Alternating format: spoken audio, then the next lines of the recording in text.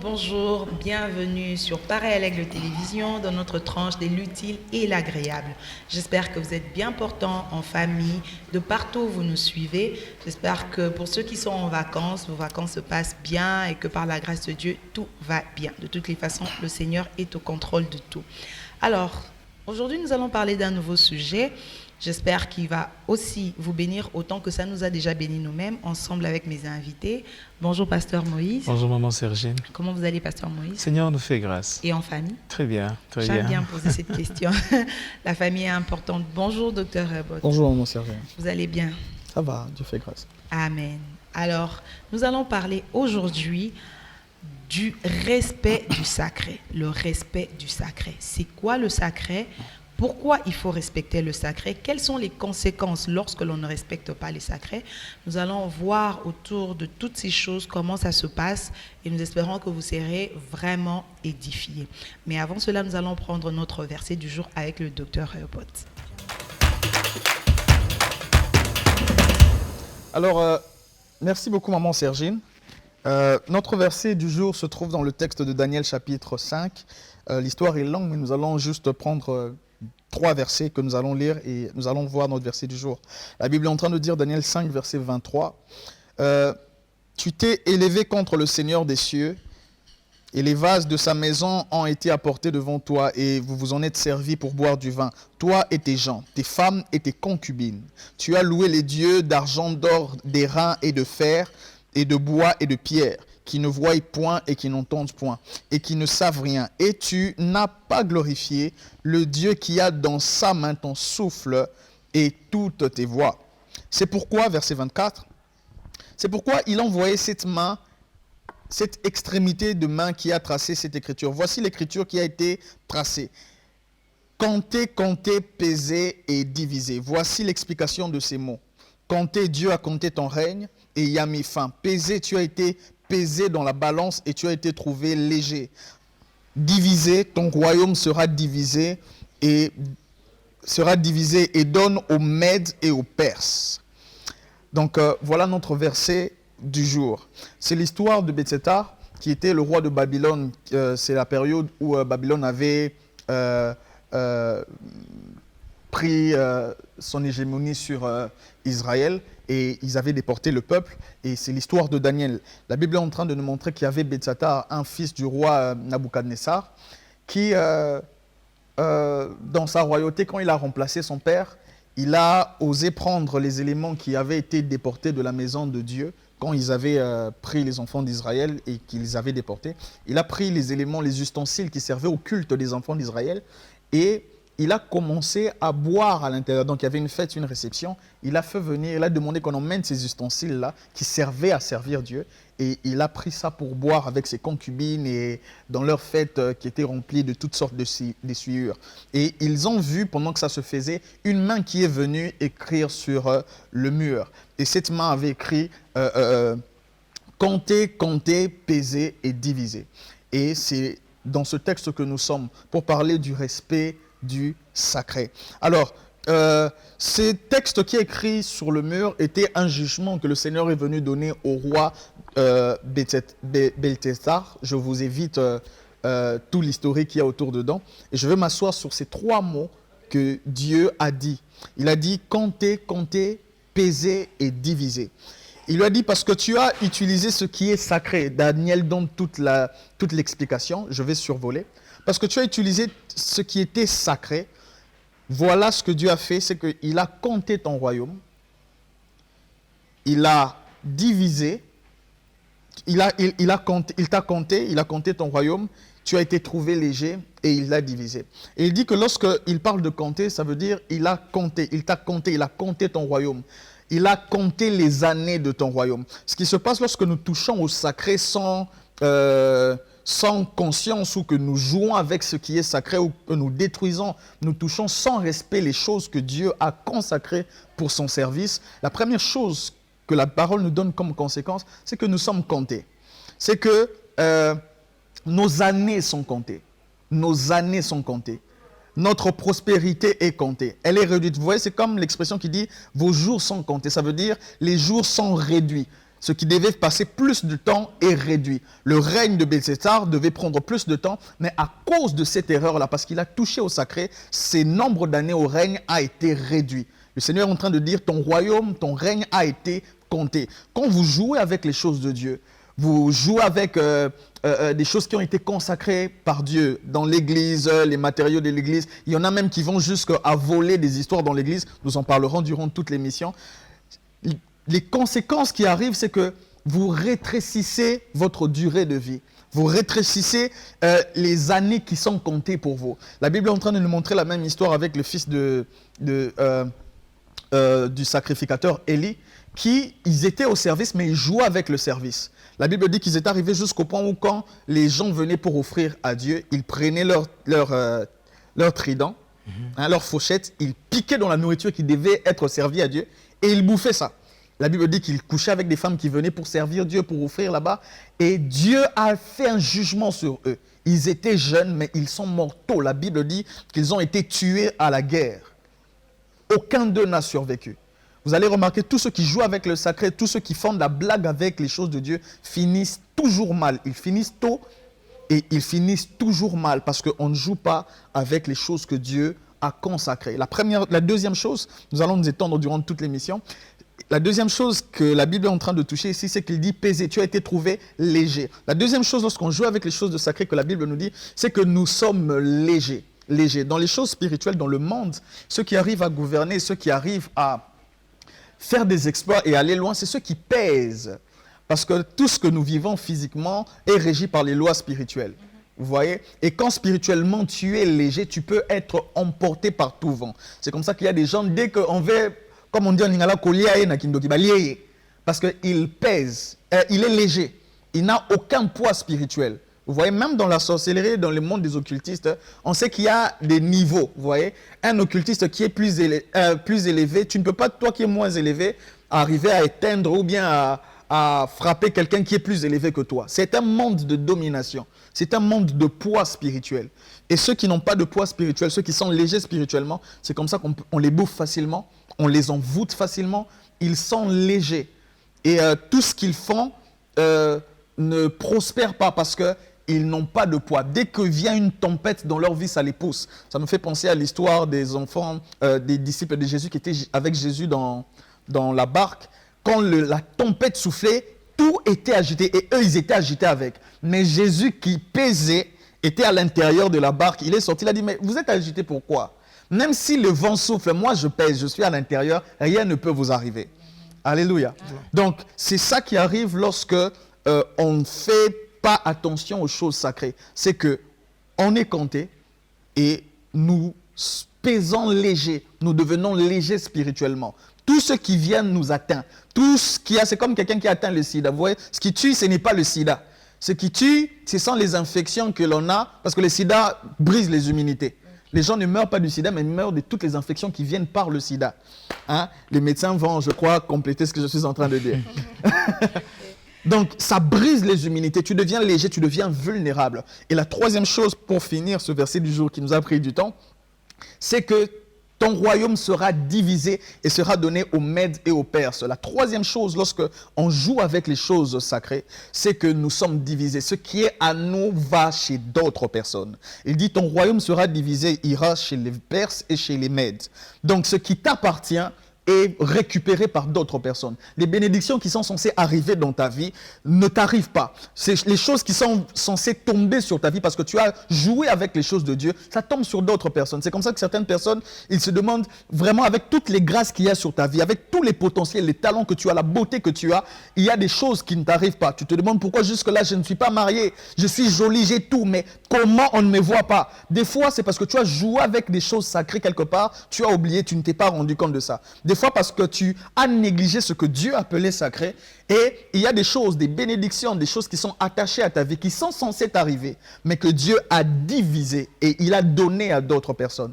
Donc, jouer avec les choses qui sont sacrées fait que l'héritage qui t'appartient à toi, parce qu'il héritait de ce royaume-là, mais ce royaume lui a été arraché et donné à d'autres royaumes. Donc les choses que Dieu a prévues sur vous, les choses que Dieu a décidées, votre bénédiction, votre futur, votre santé même, sont pris par d'autres personnes, sont pris par des esprits, sont pris par l'ennemi, et vous êtes vulnérable tout simplement parce que vous avez manqué de respecter le sacré. Des fois quand on fait ça, c'est banal, hein? Tu voles quelque chose, tu as volé ça à l'église, tu crois que c'est rien, tu as touché comme ça, tu as joué avec un serviteur de Dieu, tu as fait ceci, tu crois que c'est rien, mais voilà toutes les circonstances, toutes les conséquences spirituelles qui sont réelles, qui atteignent les personnes qui manquent de respecter le sacré. Merci beaucoup, Dr. Robert. Vous avez captivé notre attention. Vous avez captivé notre attention. On était dedans, vraiment, le respect du sacré. Ça donne de chair du poule, à moi personnellement. Donc, c'est vraiment vaste. Il y a beaucoup de choses à dire dessus. Pasteur Moïse, qu'est-ce qui est sacré? C'est quoi le sacré? La définition, est-ce qu'on peut savoir c'est quoi le sacré? Comme ça, on ne va pas tomber dans toutes ces conséquences dont le docteur Robert nous apprend. Merci, maman Sergine. Permettez-moi d'entrer de jeu, de bénir Dieu pour le docteur Robert, un homme merveilleux. Et quand vous l'entendez parler, vous avez envie de continuer, de continuer à l'écouter et rester encore là, faire des tentes. Qu'est-ce qui est sacré? Déjà, dans le dictionnaire, lorsque vous tapez les mots sacrés, on vous dit que c'est ce qui est mis à part, c'est ce qui est intouchable, ce qui mérite le respect.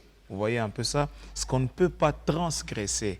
Et déjà, dans le contexte du dictionnaire, on n'est pas restreint sur un seul domaine, sur un seul aspect du sacré. On étend ça dans beaucoup de domaines. Vous voyez? Et lorsque nous revenons dans l'aspect du culte et des dieux, nous comprenons que ce qui est sacré va non simplement dans l'aspect matériel, mais aussi dans les personnes aussi. Parce qu'il y a des choses qui sont consacrées au service de Dieu, qui sont placées là pour une utilité quelconque, pour être utilisées pour servir Dieu avec. Vous voyez un peu ça? Donc, au-delà de matériel, il y a aussi des personnes que Dieu a établies, que Dieu a mises à part, que Dieu a enlevées d'un domaine, que Dieu a choisi pour le servir lui. Vous voyez un peu ça? Donc, le sacré ne tient pas compte simplement d'un seul aspect matériel, mais aussi ça va même toucher des personnes. Au-delà des personnes que Dieu a établies comme de serviteurs, comme de sacrificateurs, mais même le corps d'une personne peut être sacré. Yes. Vous voyez un peu. Je sais que pendant ce moment, nous allons vraiment entrer en long et à large dans cela, mais j'aimerais que nous puissions comprendre déjà qu'est-ce qui est sacré, ce qui est mis à part pour une utilité quelconque, dans les contextes généraux, mais spécialement dans ce qui est de Dieu. C'est tout ce qui est mis à part, qui est intouchable, qui mérite le respect parce que c'est dédié à Dieu. Merci beaucoup, pasteur Moïse. Alors, tout ce qui est mis à part, aujourd'hui, on aimerait vraiment vous le dire en termes simples. Parce qu'ici, nous sommes dans le cadre chrétien. Donc, on ne dit pas ce qui est sacré dans le monde. Nous voyons ce qui est sacré dans le cadre chrétien. La première chose qui est sacrée, si on doit parler du matériel, nous pensons que c'est déjà l'Église. L'Église, le temple lui-même, avant de parler du temple, du corps de chacun comme étant le temple de Dieu, le temple est sacré.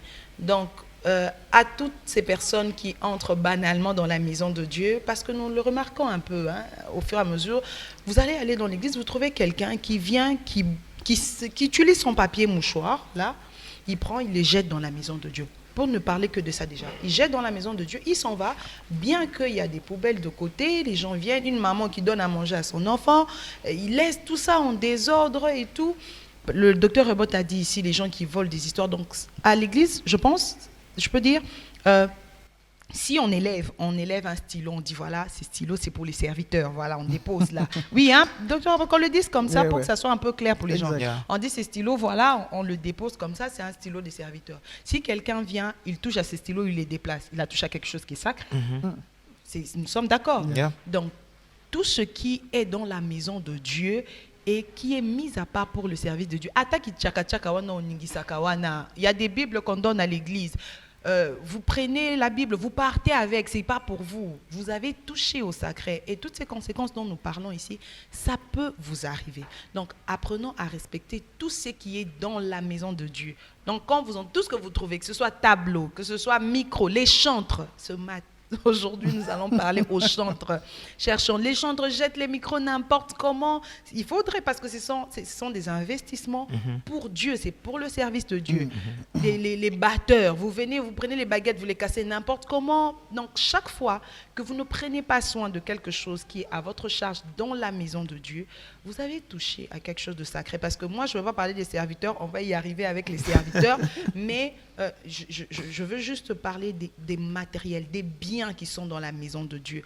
On ne peut pas prendre, le docteur Rebot nous l'a dit, on ne peut pas prendre les chaises. Vous avez deuil chez vous. Vous venez louer les chaises de l'église.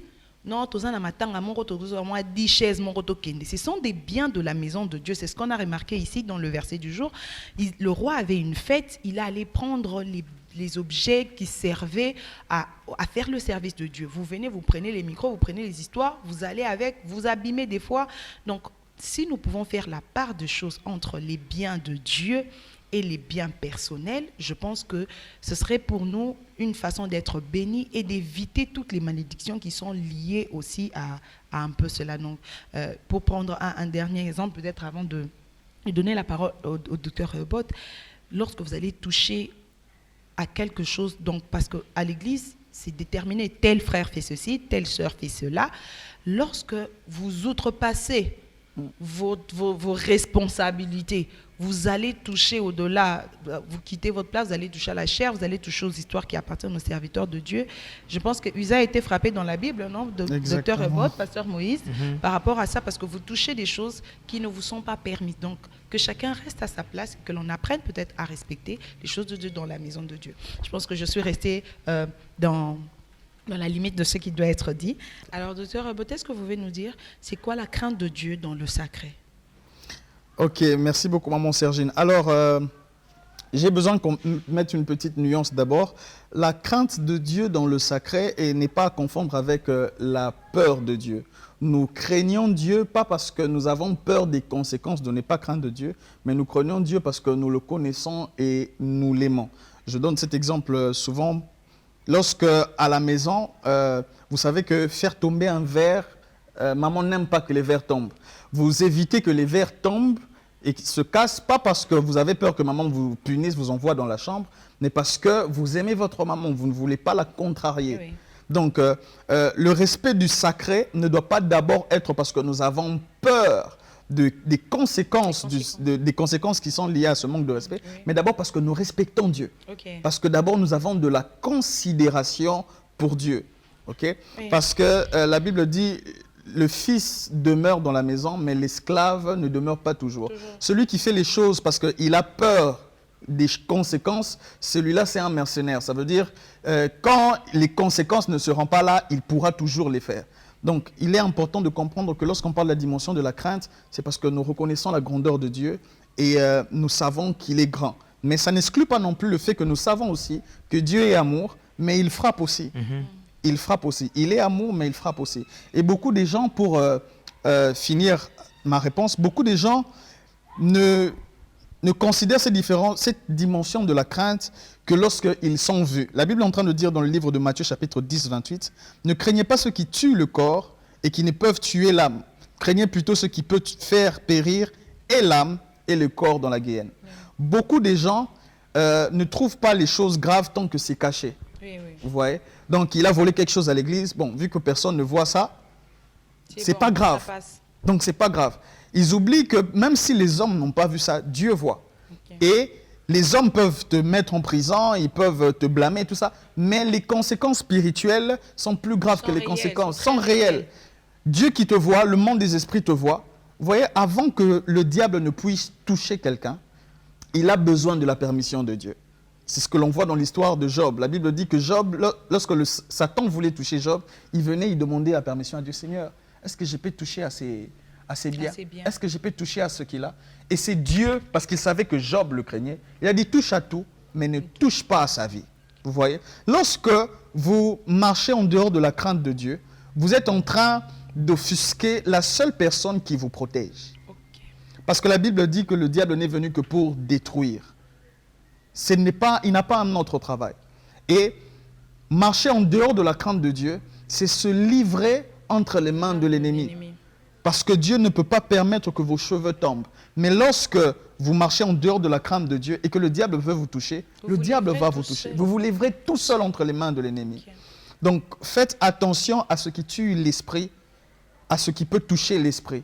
Et ne vous limitez pas seulement à ce qui peut toucher le corps. Donc en craignant Dieu, vous avez cette dimension-là, même si les hommes ne vous voient pas, même si le physique semble normal, vous avez une conscience qu'il y a Dieu au-dessus de ça. Je vois la chair, c'est peut-être une chair qui a été achetée par les hommes, mais on a prié pour ça, donc c'est consacré à Dieu. Je vois Dieu au travers de cette chair-là. Un serviteur de Dieu, c'est mon ami, c'est mon frère, on a le même âge, mais on a mis sur lui l'huile. Dieu l'a loin, donc il y a une dimension de Dieu sur lui. Si j'y touche, c'est comme si je touchais Dieu et les conséquences peuvent être énormes sur mon esprit.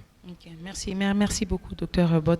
Donc, le Dr. Robot a ajouté un élément, c'est-à-dire ce n'est pas seulement parce qu'on a peur des conséquences qu'il a évoquées plus tôt, mais c'est parce qu'on craint Dieu, c'est parce qu'on craint déjà Dieu. Et moi, je pense qu'à la crainte de Dieu, on peut même ajouter l'amour de Dieu. Exactement. Parce que quand on aime Dieu, on le craint. Et parce qu'on le craint, on respecte tout ce qui est à Dieu. Exactement. Que ce soit les matériels, que ce soit les personnes physiques, ton frère, ta soeur à l'église, tu dois aussi le respecter parce que tu aimes le Dieu. De toute façon, la Bible le dit aussi. Donc, l'amour du prochain, tu dois déjà aimer ton prochain. Et surtout, s'il a été sacralisé, consacré, tu dois pouvoir, par amour pour Dieu, par crainte pour Dieu, et pas seulement des conséquences, nous dirons, parce qu'il y a aussi des conséquences, nous avons intérêt à respecter ce qui est de Dieu. Pasteur Moïse, je veux vous poser une autre question. On entend dire « ne touchez pas à mes oins ». Pourquoi ? Je vais dire ça comme ça directement. Pourquoi? Comment? Waouh! Ne touchez pas à mes oins. Ça me rappelle beaucoup de choses et ça a aussi beaucoup de choses dedans lorsque nous entendons cela dans la Bible. Ne touchez pas à mes oins. Déjà, de prime abord, lorsque vous comprenez le passage, vous voyez que lorsque Dieu interdit à ce que l'on puisse toucher à ses oins, c'est comme pour dire que Dieu est jaloux de ces personnes qu'il a pour lui, qu'il a oint pour son service.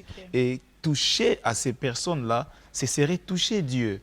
Vous voyez un peu, porter la main sur ces personnes-là, ce serait porter la main sur Dieu. Alors je me pose la question, qui peut porter la main sur Dieu et vivre et avoir des bonnes conséquences dans la vie et être béni dans la vie? C'est impossible. Alors quand on dit ne touchez pas à mes oins, ça ne veut pas simplement dire que non, c'est lever un bon matin, prendre des coups et aller taper les oins. Non, non. Dieu n'est pas en train d'interdire le fait de ne pas taper le oint seulement. Porter non, physiquement porter la main. physiquement la main. Non. Oui. Mais comment est-ce qu'on peut porter la main sur le oint de Dieu? Ça peut être par nos mains, ça peut être par nos paroles, ça peut être par nos attitudes. Vous voyez un peu ça? Quelqu'un qui se met quelque part et qui se met à parler en mal d'un serviteur de Dieu, d'un oint de Dieu. Il est en train de toucher déjà au oint de Dieu. Vous voyez un peu ça? Et ça, c'est vraiment populaire. Il y a beaucoup de gens qui ne comprennent pas le caractère sacré qui est attaché au serviteur de Dieu. Vous voyez, peu importe ses faiblesses, peu importe ce qu'il peut avoir fait dans le passé comme dans le présent, mais par le fait, comme le docteur venait de le dire, qui a l'huile sur sa tête, Dieu l'a consacré, Dieu l'a mis à part, Dieu ne t'a pas établi juge de ses fautes, Dieu ne t'a pas établi juge de sa vie. Vous voyez, nous devons apprendre à laisser Dieu prendre la charge des gens qu'il a établis. Vous voyez un peu ça? Nous laissons Dieu la charge de prendre les jugements, des décisions, des sanctions autour des personnes qu'il a établies. Ça ne revient pas à nous de dire, oh non, tel parce qu'il a fait ça, voilà, voilà. Non, qui t'a établi juge? Personne. Vous voyez un peu ça? C'est ainsi qu'il y a beaucoup de personnes aujourd'hui, ne tenant pas compte de ce caractère sacré, ça tire beaucoup de malheur dans la vie. Alors, je reviens, maman Cyrine. Vous voyez, ce matin, je lisais d'ailleurs dans le livre de Nombres, chapitre 12, l'histoire de Moïse, Aaron et Marie. Qu'est-ce qui s'est passé? La Bible dit que Aaron et Moïse se sont mis à critiquer, à parler contre Moïse. Vous voyez, sur le fait que Moïse avait épousé une Éthiopienne, une étrangère, alors qu'il y avait une loi qui interdisait les Israélites d'épouser les étrangères. Et il ne s'arrête pas là, il pousse un peu les bouchons un peu plus loin pour dire non, non, non. N'est-ce pas que Dieu nous parle à nous aussi comme il parle à Moïse? Vous voyez un peu ça? Ils sont allés un peu trop loin. Vous voyez?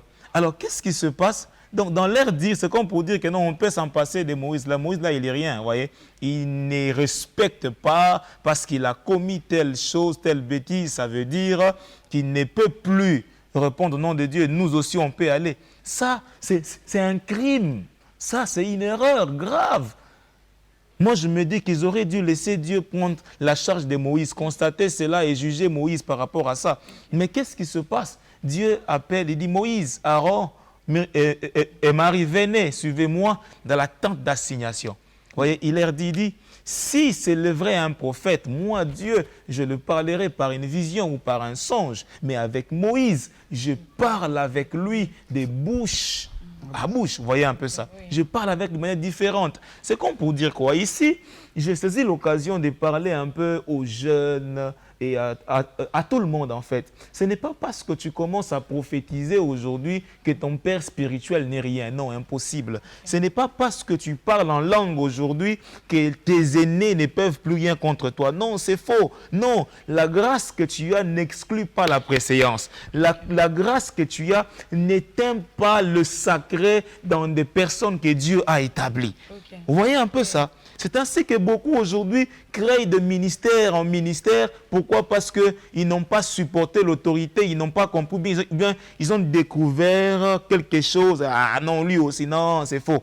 Et reste là, crains. Le reste là, c'est Dieu.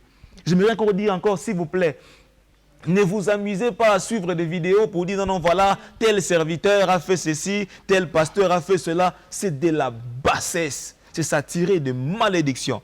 Ce qui se passait, c'est quoi? Parce que dans l'histoire, vous verrez que Marie avait une lèpre. Vous voyez un peu ça? La colère de Dieu s'est enflammée, il a nié et a quitté. Et Marie a fait quoi? Marie a porté la lèpre dans son corps. Mais bon, là tout justement, je fais quand même une petite parenthèse.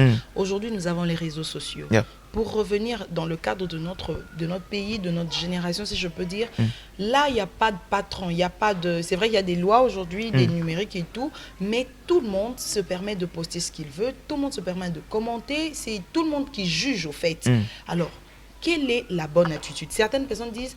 Bon, ils vont tout de suite dire, voilà, il a mal fait, il est serviteur de Dieu, mais il a mal fait. Ils présentent les méfaits du serviteur de Dieu. Et d'autres, est-ce qu'il y a encore des gens qui prient même? Parce qu'on nous demande de prier pour ces gens-là. Est-ce qu'il y a des gens qui prient? Et si on s'est taisé pour ne rien dire? Parce que quelqu'un d'autre dirait, voilà, le pasteur là, par exemple, il joue avec toutes les filles de l'église. Alors, le fait qu'une personne en parle, ça limite peut-être les bavures, comme le docteur Robert nous a dit ici. Certaines personnes disent, tant que ce n'est pas visible, ça va, Dieu ne voit, les gens ne voient pas, personne ne me voit, je peux continuer. Est-ce que le fait pour quelqu'un de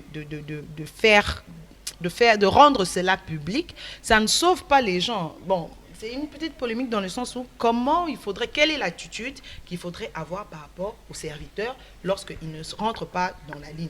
C'est pas à nous, c'est vrai, mais quelle est l'attitude avec tout ce qu'il y a sur les réseaux et tout? Si je peux rebondir, oui.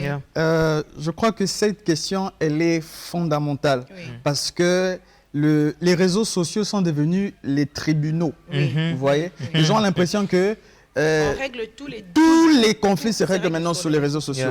Et pour les enfants de Dieu, on doit s'abstenir de ce genre de choses. Parce que ce n'est pas connaître Dieu, ce n'est pas connaître la manière dont Dieu fonctionne. En tout cas, si vous êtes dedans, chers frères, nous vous demandons de sortir de là. Il y a cet exemple dans la Bible qui explicite la même chose. C'est l'histoire de Saül et de David. La Bible est en train de dire que Saül a été rejeté par Dieu parce qu'il avait désobéi à Dieu. Et lorsque Saül a désobéi à Dieu, Dieu lui-même, avant même que les choses soient publiques, que les enfants d'Israël sachent, Dieu a envoyé Samuel pour aller chercher David. Vous voyez les personnes qui tombent là, Dieu sait déjà comment il s'organise pour les remplacer, ou bien pour les juger, ou bien pour prendre soin d'eux. Ce n'est pas à vous de vous faire justice. Même si un homme de Dieu est tombé, ça je vais le répéter un peu, même si un homme de Dieu est tombé, vous l'avez trouvé en plein flagrant délit, s'il vous plaît, ce n'est pas à vous, surtout si vous n'êtes pas dans le service, ce n'est pas à vous de commencer à le juger. Je vais expliquer. Quand je parle de le juger, ça veut dire lancer la pierre sur lui en public. La Bible est en train de dire que David était déjà oint. Mais il a eu plusieurs opportunités de tuer Saül. Oui. Si David n'a pas tué Saül, c'était seulement parce qu'il y avait l'huile de Dieu sur la tête de Saül aussi. Ok. Vous voyez ça? Parce que cette personne a déjà été oint par Dieu. Parce qu'il a servi, même s'il s'est perdu en route. Mais parce qu'un jour, Dieu l'a appelé. Dieu a mis l'huile sur sa tête. C'est Dieu, il est devenu une propriété de Dieu. C'est Dieu qui le gère. Ok. David a respecté ça. David ne s'est pas fait justice alors qu'il avait plusieurs moyens de se faire justice. Et lorsque vous vous faites justice vous-même, vous sortez en dehors de la volonté de Dieu. Lorsque vous faites justice vous-même, vous prenez toutes les conséquences qui sont liées à ça. Vous savez, même lorsque Saül est mort, la personne qui est venue apporter la nouvelle à David que Saül était mort, David l'a fait tuer parce qu'il venait avec, il croyait que c'était une bonne nouvelle. Ok. David a fait tout un chant sur la mort de Saül. Un homme qui avait été rejeté. Comment les héros sont tombés. Vous voyez? Ne soyez pas la personne qui propage la mort d'un ou un de Dieu. Donc on a attrapé, toi tu es la personne qui a la vidéo là, c'est toi qui envoie. Ne soyez pas les personnes qui partagent les scandales. La Bible dit le scandale arrivera, mais malheur à celui par qui ça arrivera. Vous voyez? Donc quand lui il a péché là-bas, moi je ne suis pas au courant. Toi tu prends ton scandale, tu viens me le donner ça. Tu me scandalises aussi, non? Donc tu as participé à ce scandale. Vous voyez? Le scandale arrivera, mais malheur à celui par qui ça arrive. Dieu se charge de punir ses oints. Et Dieu se charge, même quand il faut remplacer, il n'est plus loin. Dieu se charge de prendre déjà. Pendant que lui, il pêche là déjà, Dieu est déjà en train de susciter un David. Ok. Ce que vous faites sur les réseaux sociaux n'ajoute rien à part de salir l'Église et de faire descendre la crainte de Dieu aux yeux de ceux qui ne connaissent pas Dieu. Laissez Dieu s'occuper de ça et priez pour les oints. Dieu sait comment il va gérer ça. Prions pour les oints. Prions pour les oints. Arrêtons de colporter, arrêtons de partager, arrêtons de jeter l'huile sur le feu. Parce que les païens, ils y trouvent, ils se disent Bango Moko déjà, Bango Wanabazo, Entre eux-mêmes. et tout et tout. Donc je pense que l'église du Congo doit mettre les genoux à terre, prier. Quand tu vois quelque chose du genre, prie. Dieu seul sait comment il se charge et comment il rend visible ce que les autres font dans le noir. Donc Dieu te voit aussi et la crainte de Dieu est importante. Alors, pasteur Moïse, le corps est aussi sacré? Le corps de chrétien, son corps, comme je disais avant, là, je l'ai dit plus tôt, que le temple de Dieu, ce n'est pas que l'église bâtiment, mais aussi notre corps. Alors, est-ce que c'est aussi sacré ou pas? Effectivement, maman Sergine, le corps de l'homme est sacré. À quel niveau? Vous voyez, lorsque vous lisez dans le livre de Romains chapitre 12, la Bible dit « Offrez vos corps comme un sacrifice vivant, Un sacrifice. saint et agréable à Dieu. Oui. » Vous voyez, si Dieu disait simplement « Offrez vos corps », ça serait à chacun pour soi, de la manière... De la manière dont chacun veut. Mais Dieu précise pour dire « Offrez vos corps ». Comment? Comme un sacrifice vivant, saint et toi, qui soit agréable à Dieu. Lorsque tu offres quelque chose, tu n'as plus le droit sur la chose. Ok. Lorsque tu offres quelque chose, tu n'es plus propriétaire de la chose. Vous voyez un peu ça? Lorsque j'offre mon corps à Dieu, je n'ai plus le droit sur mon corps. C'est Dieu qui est quoi? Qui domine sur moi. Vous voyez un peu ça? Ce qui fait que même mes habitudes, ma façon de faire, ma façon de voir, ma façon de vivre change au profit de qui? Au profit de Dieu, au profit de celui à qui j'ai donné mon corps. Oui. Vous voyez un peu ça? Et celui à qui j'ai donné mon corps me donne une ligne de conduite. Il dit, parce que moi je suis saint, toi aussi tu dois être saint. Vous voyez un peu ça? Parce que ce n'est pas que dans mon esprit, ce n'est pas que dans mon âme, même dans mon corps, je dois être quoi? Je dois être saint. Ce qui veut dire maintenant que mon corps étant maintenant une offrande à Dieu, aussi un temple dans lequel le Seigneur habite. Qu'est-ce que je dois faire? Je dois me comporter d'une manière sensée. Parce qu'à partir de ces moments, je suis déjà mis à part. C'est même ça, le mot chrétien, vous voyez un peu ça. Le chrétien, c'est lui que Dieu a pris quelque part et il l'a mis aussi à part pour lui. Vous voyez un peu ça. Alors, dès le moment que mon corps est offert à Dieu et que Christ est en moi, il habite en moi, il a pris mon corps comme son temple. Alors qu'est-ce que je fais? Ma vie tout entière devient sacrée pour le Seigneur. Donc il y a de ces choses que je ne peux plus faire. Voyez? Et c'est là que l'on doit sentir la différence entre moi, païen, et moi, chrétien.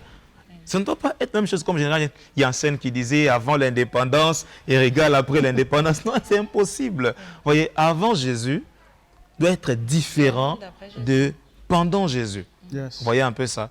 Donc avant Jésus, j'ai livré mon corps partout. Je marchais par rapport à ma propre volonté. Je partais partout où je voulais. Mais dès l'instant que Christ est en moi et que je lui ai offert mon corps comme un sacrifice vivant et saint, ça veut dire que je dépends, je suis consacré à Dieu. Je suis dédié au Seigneur. Il me conduit, il m'amène, il détermine même le lieu où je dois être et là où je ne dois pas être. Vous voyez un peu? Vous verrez un chrétien qui vous dit, bon ça va, mon corps est le temple du Saint-Esprit, je me suis sacrifié à Dieu comme une offrande sainte et agréable à Dieu. Mais vous le verrez le soir, bon ça va, je suis dans une boîte de nuit, je suis dans une boîte de nuit, dans une terrasse là, dans un endroit où l'atmosphère de Dieu n'est même pas là. Mais il dit, bon ça va, je passe un peu de temps. Bon, on se dit, mais comment tu es arrivé là? Est-ce que vraiment là, tu es une offrande et un sacrifice agréable? Est-ce que là, tu es mis à part? Non, mis à part. Vous voyez, vous avez dit au départ que lorsque ce stylo est consacré à l'œuvre, c'est uniquement pour l'œuvre. Lorsque mon corps est consacré, c'est uniquement pour qui? Pour Dieu. Vous voyez un peu ça? Donc, ça nous permet de comprendre. Lorsque nous avons cette idée, même notre accoutrement change, maman Sergine. Même notre accoutrement change. Ça suit la logique de qui? De celui à qui nous nous sommes consacrés. Comment moi qui suis consacré à Dieu, je vais m'habiller comme le monde, alors que celui qui m'a appelé veut que je puisse m'habiller avec pudeur et modestie. Oui. Vous voyez un peu ça? C'est qu'un homme disait, lorsque je reçois Christ, même ma garde-robe change. Yes. Pourquoi? Parce que je suis déjà quelque part, dans un autre monde en fait. Donc voilà un peu. C'est clair, c'est clair. Le pasteur Moïse, il a dit ce qu'il fallait, donc c'est vraiment clair. Docteur Robot, est-ce que la sanctification, pour compléter un peu à ce que le pasteur Moïse, est-ce que la sanctification, c'est une façon aussi de se sacraliser? Ok, merci beaucoup maman Sergine. Se sanctifier et être sacré, ça tous la même racine. Hein. C'est la même chose, ça veut tout simplement dire être mis à part. Oui. Lorsque on considère que quelque chose est sacré, ça veut dire que l'on l'a mis à part pour un usage spécifique. Et de la même manière, la Bible est en train de dire qu'en donnant notre vie à Jésus, Jésus nous a rachetés. Et la Bible dit dans le texte que papa Moïse a eu à développer que nous ne nous appartenons plus nous-mêmes. Que de la même manière que dans le passé, nous étions en train d'offrir nos membres au péché, que nous les offrions maintenant à la justice, à la crainte de Dieu. Vous voyez? Pourquoi on parle de justement se sanctifier? Pourquoi on doit se sanctifier? Parce que nos vies sont appelées à servir Dieu. Dieu veut passer, pour que Dieu fonctionne sur terre, il passe par des hommes. Et ces hommes-là, il les choisit, il les met de côté pour accomplir sa mission. Beaucoup de gens passent à côté de leur destinée parce qu'ils veulent que Dieu leur utilise, mais ils veulent aussi être comme tout le monde. Ça ne marche pas comme ça. Dans l'Ancien Testament, vous allez remarquer que quand Dieu appelait quelqu'un, il les mettait vraiment à part. Les sacrificateurs, ils étaient à part. Les prophètes, d'ailleurs, ils allaient à la montagne pour ne pas trop fréquenter le peuple. Ils voulaient rester en connexion avec Dieu. Ouais. Toi, tu veux être prophète, mais tu veux être dans tout. Tu veux parler n'importe comment. La même bouche-là qui doit prophétiser, donner des paroles de connaissance, tu veux la même bouche-là dire des bêtises, raconter des tralala. C'est la raison pour laquelle la Bible est en train de dire, Dieu dit, si tu sépares ce qui est précieux de ce qui est vil, tu seras comme ma bouche. Pour que tu deviennes la bouche de Dieu, il faut que ta bouche soit exclusif pour Dieu. Tu ne peux pas commencer avec la même bouche qui doit prophétiser, raconter des bêtises. C'est la raison pour laquelle la première chose que quelqu'un qui veut servir Dieu doit faire, c'est d'être capable de dresser sa bouche. Se dresser lui-même. Parce que lorsque vous n'êtes pas consacré à Dieu, le danger c'est quoi? Le jour où Dieu voudra vous servir et que vous n'êtes pas en lui, vous êtes dans votre autre truc là, il ne pourra pas vous servir. Dieu veut utiliser des personnes qui sont totalement à lui pour qu'il n'y ait pas des moments où il a besoin de vous et vous lui dites non Dieu, je suis occupé là-bas. Et beaucoup de gens, c'est ça en fait le problème de la sanctification. Dieu veut toucher ton voisin là, mais toi tellement tu n'es pas consacré, tu es aux randonneurs voisin là. Ah non, pas lui. Vous voyez un peu ça. Quelqu'un qui est sanctifié pour Dieu, il est disponible. C'est la raison pour laquelle Dieu dans cette saison, il fonctionne avec des gens qui sont disponibles. Seigneur, je me consacre à toi. Même si tu n'as pas le talent, si tu es disponible et que tu te consacres à Dieu, Dieu peut t'utiliser, il peut passer par toi. C'est la raison pour laquelle Papa Moïse a dit quelque chose de magnifique, je vous assure, je finis par là. Il a dit, offrez-vous comme un sacrifice vivant, sain et agréable. Avant d'être agréable, il faut être vivant et il faut être sain.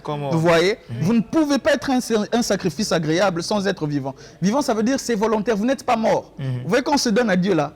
C'est pas que Dieu nous possède, non, nous sommes conscients. De ce que Je vais à l'autel, je m'offre, je suis vivant.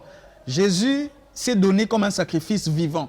On n'a pas arrêté Jésus, Jésus s'est offert lui-même. C'est pour cela que son sacrifice a de la valeur. Vous voyez, c'est quand vous faites vous servez Dieu par contrainte, vous ne vous êtes pas sacrifié. Quand il faut qu'on vous oblige de faire les choses pour Dieu, pour que vous le fassiez, vous n'êtes pas sanctifié. Ça doit être vivant, ça doit être volontaire. Et lorsque vous êtes volontaire, vous êtes vivant, vous êtes à part, c'est là que vous devenez agréable à Dieu. Amen. Nous pouvons dire Amen, à ce que le docteur Herbot a dit. Alors, mon frère, ma soeur, ton corps est le temple de Dieu. Le temple de Dieu est sacré autant que ton corps est sacré. Les serviteurs de Dieu sont sacrés. Voilà ce que nous avons pu vous partager aujourd'hui ensemble avec mes invités. Alors nous allons passer à la dernière rubrique de cette émission avant de pouvoir clôturer avec les serviteurs de Dieu. Nous allons prendre la rubrique « Il est écrit ».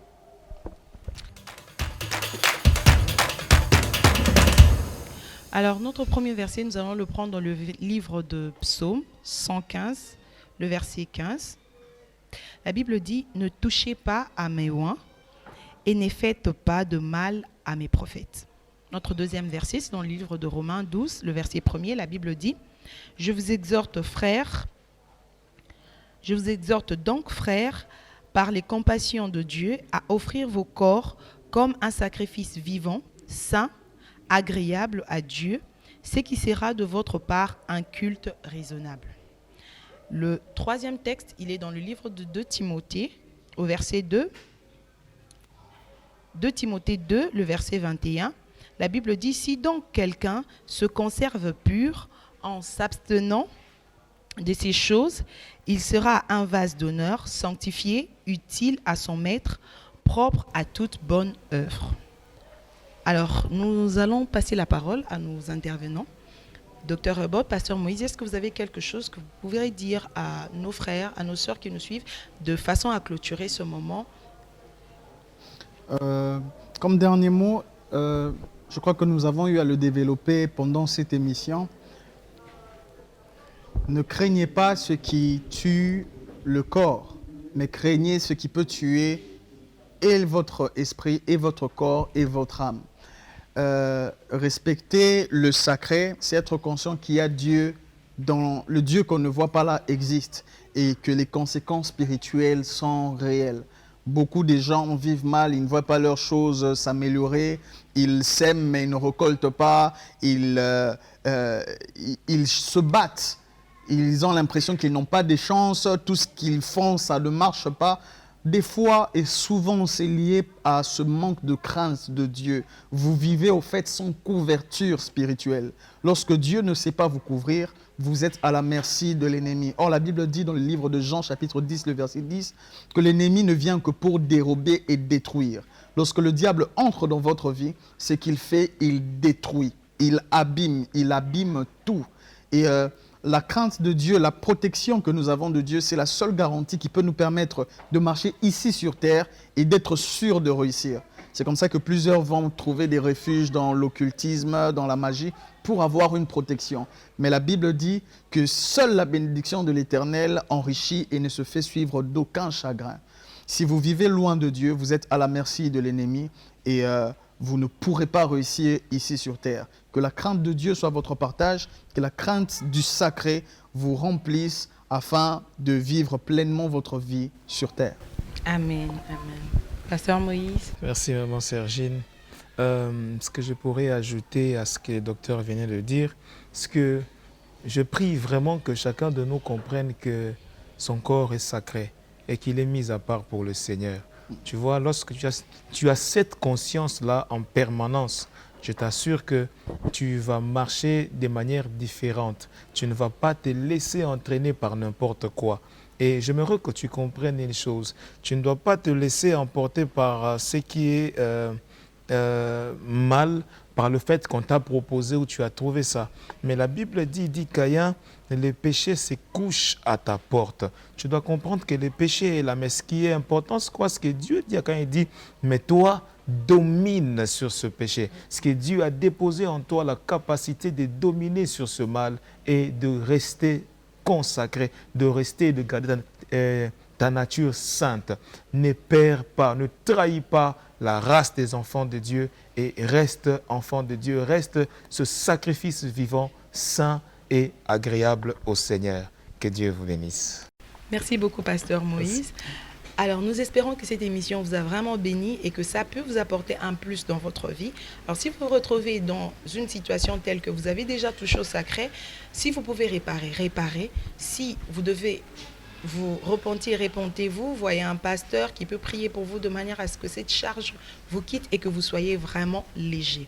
Alors, dans l'espoir de vous retrouver prochainement, si vous avez des questions, si vous avez des thématiques dont vous voulez que nous puissions parler sur ces plateaux, il y a un numéro sur Pareil à l'Aigle Télévision que vous pouvez contacter.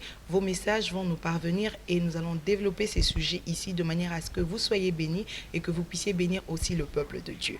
Alors, restez scotchés sur Pareil à l'Aigle Télévision. Nous vous retrouvons prochainement. Shalom chez vous.